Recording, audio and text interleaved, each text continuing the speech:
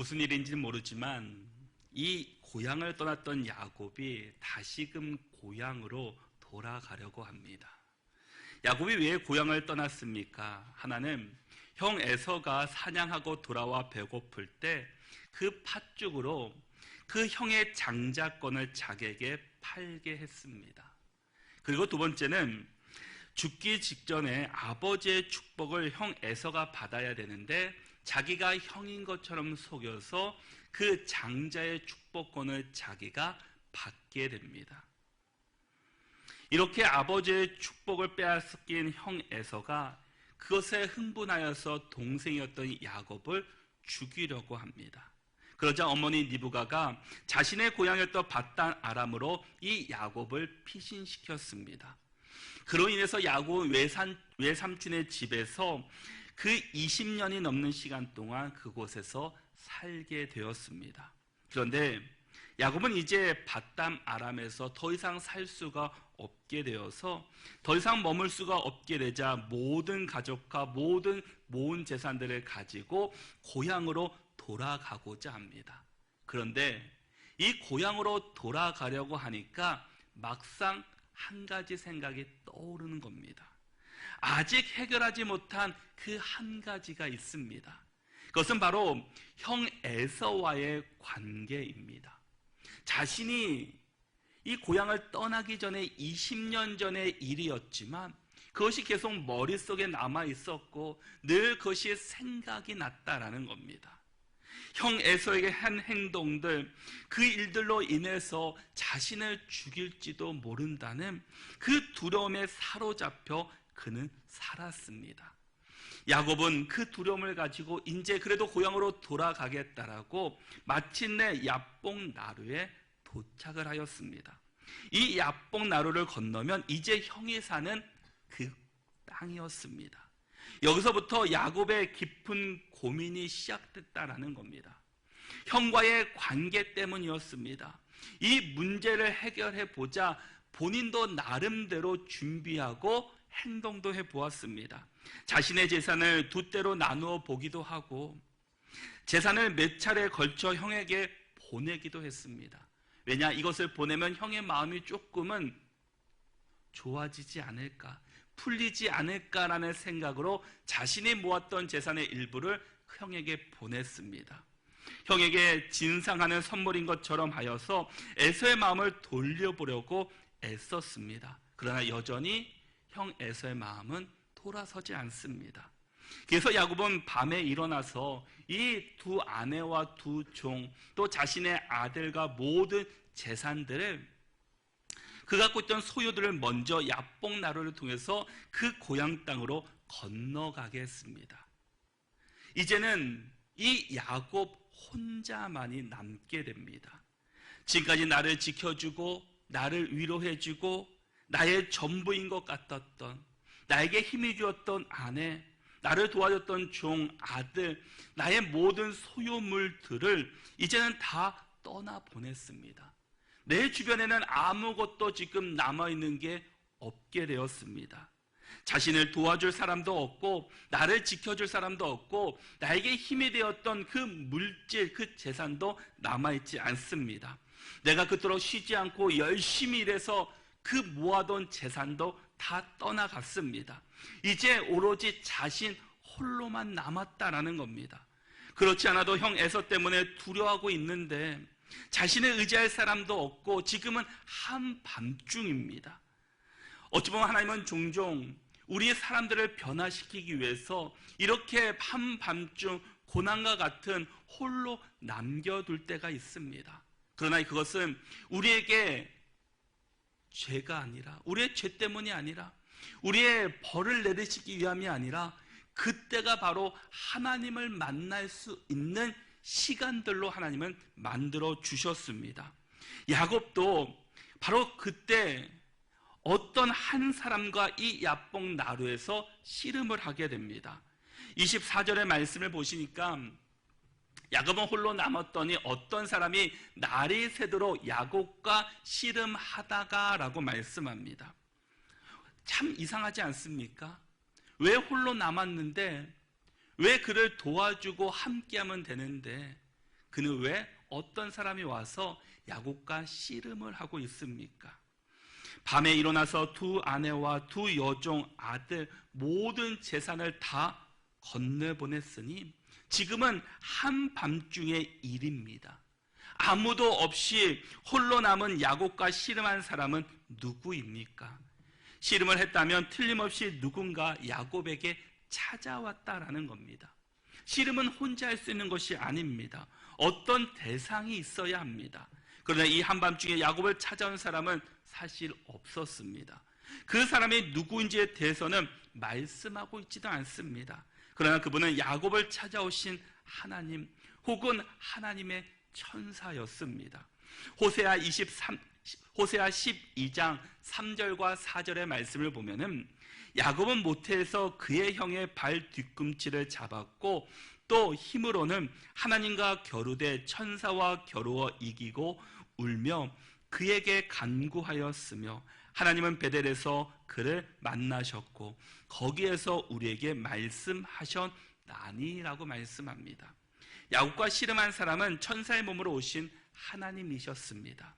하나님이 보내신 천사인지 확실하지는 않습니다. 어쨌든 하나님께서 온 존재인 것은 분명합니다. 그런데 이 하나님이 지금 야곱에게 찾아온 것이 아니라 이미 야곱과 함께하고 계셨다라는 겁니다.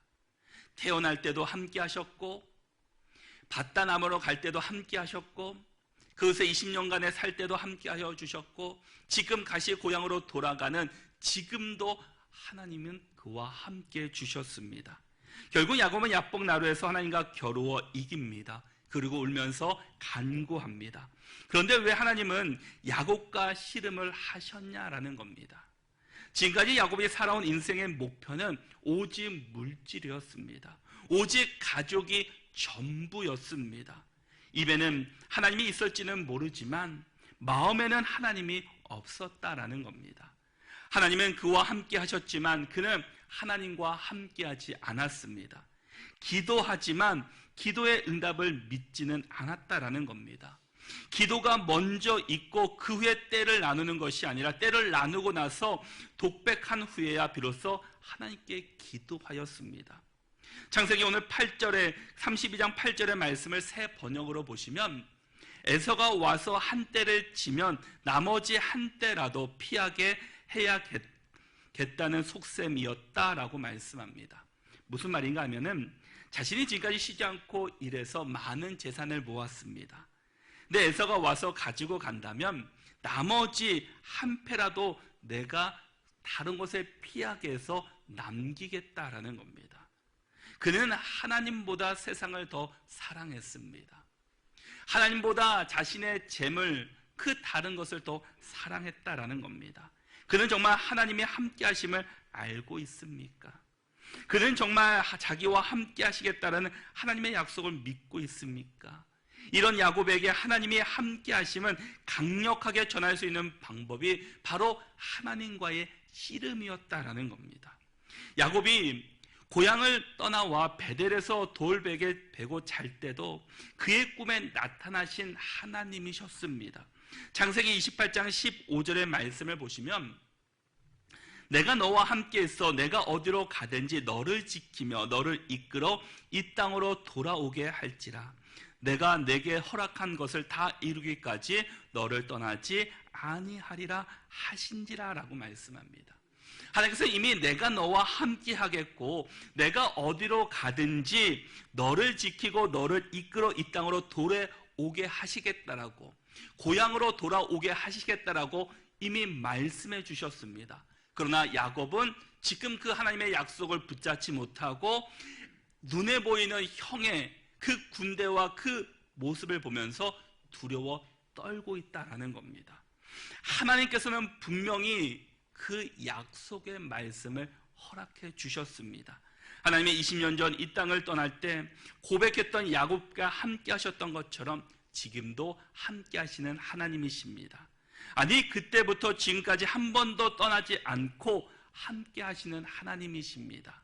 이걸 모르니까 지금 절망하는 것이고 혼자라고 생각하고 있습니다. 이걸 알게 되는 방법, 함께 하시는 하나님을 비로소 발견하게 되는 그 방법이 무엇이었습니까? 바로 오늘 본문의 씨름이었다라는 겁니다. 그것도 하나님 쪽에서 걸어오는 씨름이었습니다. 야곱의 씨름이 아니라 바로 하나님의 씨름이었다라는 겁니다. 때로는 우리가 이 야곱처럼 혼자 있고 그 두려움과 고난 가운데 머물고 있을 때 하나님께서 때로는 우리에게 씨름을 걸어오실 때도 있고 우리에게 고난을 허락하실 때도 있고 우리에게 다른 방법으로 하나님의 살아계심을 깨닫게 해주실 때가 있습니다.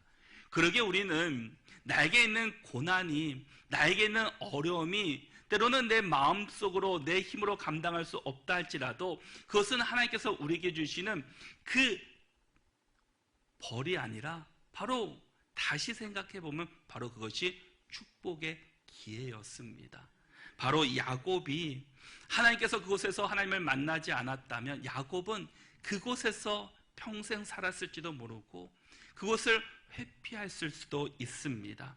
여러분, 우리가 인생을 살아갈 때 때로는 혼자인 것 같고 고난을 만날 때 우리는 좌절하지 말아야 합니다.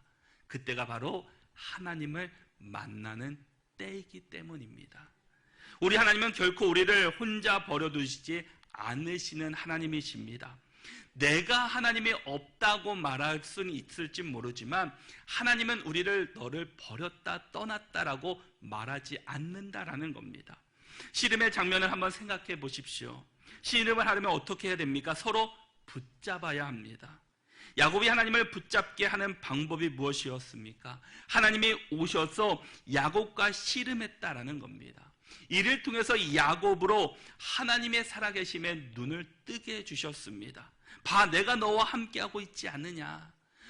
나를 붙잡고 있는 것이 하나님이다라는 것을 우리에게 보여주고 계시다라는 겁니다. 때로 우리가 고난이 찾아올 때도 마찬가지입니다. 하나님의 살아계심을, 하나님이 너와 함께하고 계심을 우리에게 보여주는 증거이기도 합니다. 우리가 눈여겨볼 주목할 점은 이 씨름이 야곱의 씨름이 아니라 하나님의 씨름이었다라는 겁니다. 야곱의 수고한 노력을 강조하는 씨름이 아니라 하나님, 그 하나님이 와서 상대해 주시는 하나님의 은혜의 씨름이었습니다. 하나님의 함께 하심을 보여주기 위한 방법이셨다라는 겁니다. 하나님께서 씨름이라는 방법을 택하신 이유가 바로 이 때문이었습니다. 우리가 두렵습니까? 때로는 혼자라고 생각합니까? 그러면 우리는 두려울 수밖에 없습니다. 그러나 나와 함께 하시는 하나님, 나와 동행하시는, 나와 늘 손잡고 나가시는 그 하나님이 내 옆에 있다는 사실을 기억한다면 우리에게는 두려울 것이 아니라 하나님의 그 놀라운 꿈과 비전을 발견할 수 있게 될 것입니다. 씨름은 일반적으로 이기기 위해 하게 됩니다. 이기고자 하는 마음이 없다면 씨름을 할 필요가 없을 겁니다. 씨름 상대를 붙들고 힘을 쓰는 것은 이기고자 하는 그 욕구, 승부욕이 있기 때문입니다. 그렇다면 지금 이 장면 역시 하나님의 씨름을 걸어오는 이상 하나님께서 이기기 위한 씨름이 되어야 합니다. 그런데 이상한 것은 하나님은 야곱을 이기시려고 씨름하는 것이 아니었다라는 겁니다. 그럼 무엇 때문에 하나님은 야곱에게 씨름을 걸어오셨습니까? 야곱으로 하여금 하나님을 붙잡으라고 하는 씨름이었다라는 겁니다. 너의 지금 상대가 누구인지를 너가 기억하라라는 겁니다. 이 씨름에서 이상한 것이 한 가지 더 있다면 그것은 하나님이 야곱과 씨름하시기를 날이 새도록 했다라는 겁니다. 하나님이 야곱을 못 이겨서 날이 새도록 씨름했겠습니까? 날이 새도록이라는 말을 다른 말로 하면은 밤이 새도록입니다. 그런데 더 이상 야곱에게 이 밤이라는 말이 이제는 본문 이후에서 쓰이지 않고 있습니다. 그 앞에는 온통 밤이었는데 이 씨름 이후부터는 밤이라는 말이 나오지 않다라는 겁니다.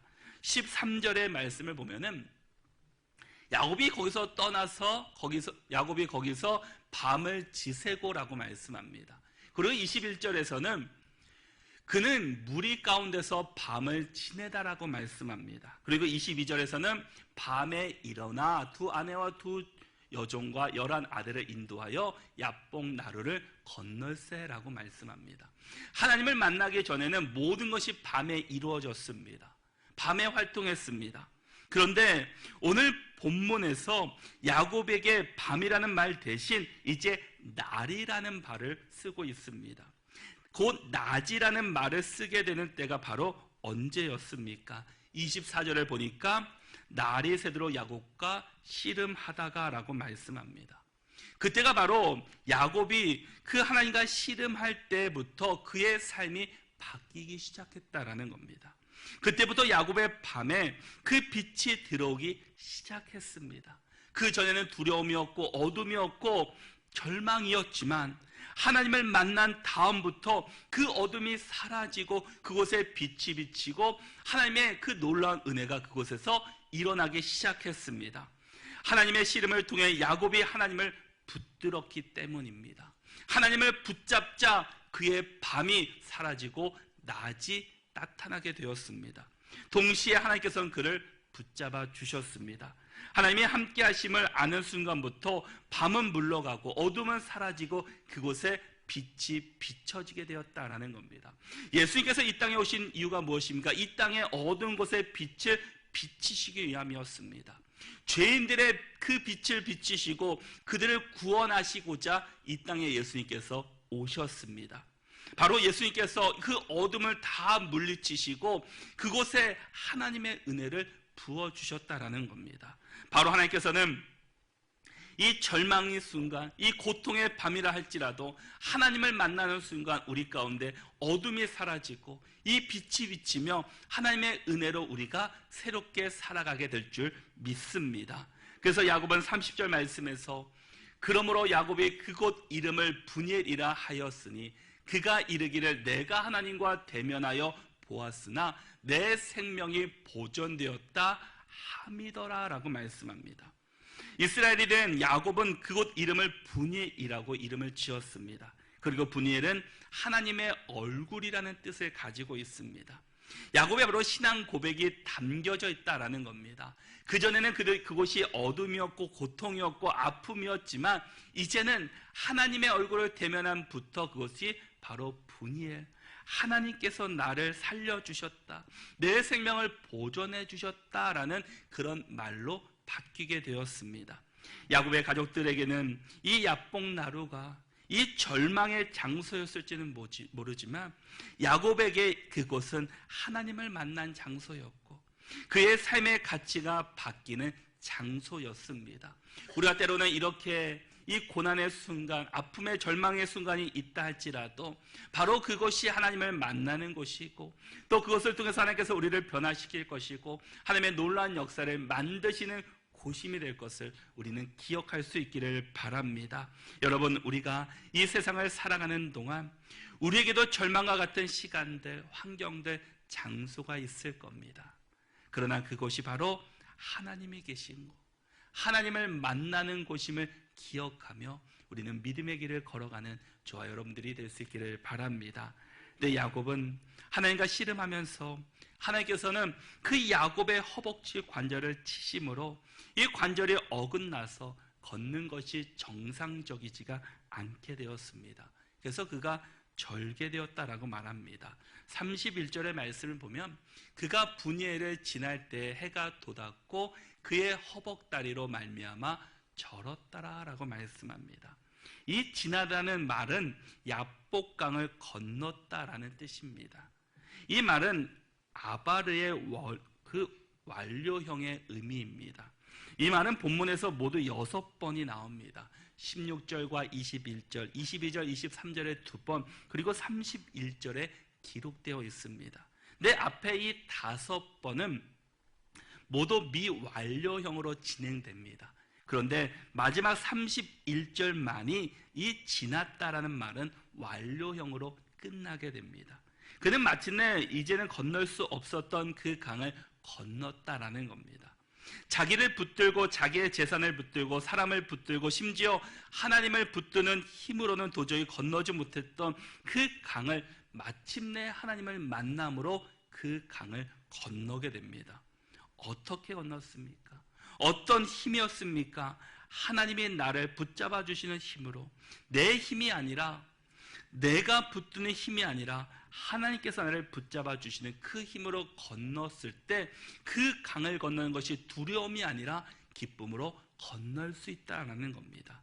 에서가 야복강을 건너오는 그 야곱을 보는 순간 어떻습니까? 그 전에는 죽이고 싶었습니다. 가만히 둘 수 없었습니다. 그런데 야곱의 모습이 어떻게 변화되었습니까? 창세기 33장 4절의 말씀을 보시면 에서가 달려와서 그를 맞이하여 안고 목을 어금 맞추어 그와 입 맞추고 서로 우니라 라고 말씀합니다. 여러분, 에서는 어떤 마음을 갖고 있었습니까? 야곱을 죽이기 위해서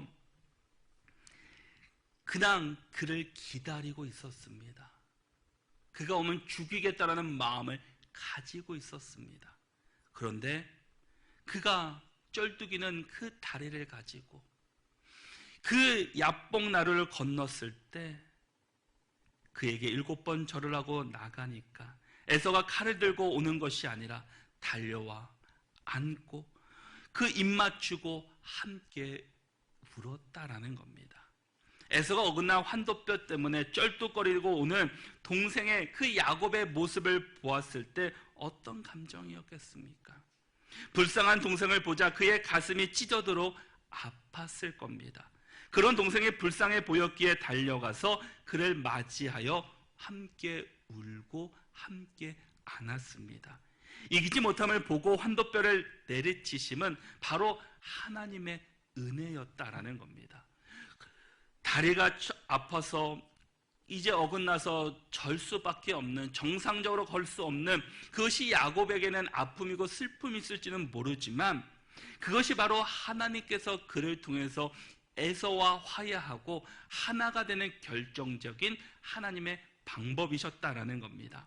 형의 품으로 맞이하여 앉게 하시는 하나님의 지혜요, 하나님의 품에 그 들어오게 하시는 하나님의 바로 방법이셨습니다.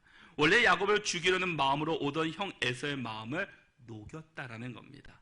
그래서 쌍둥이 형제 사이에 20년간 쌓여있던 이 분노와 증오의 그 마음들이 한순간에 사라지고 서로 안고 서로 회복되고 치유되고 함께 그 남의 삶을 살아갈 수 있는 계기가 되었습니다.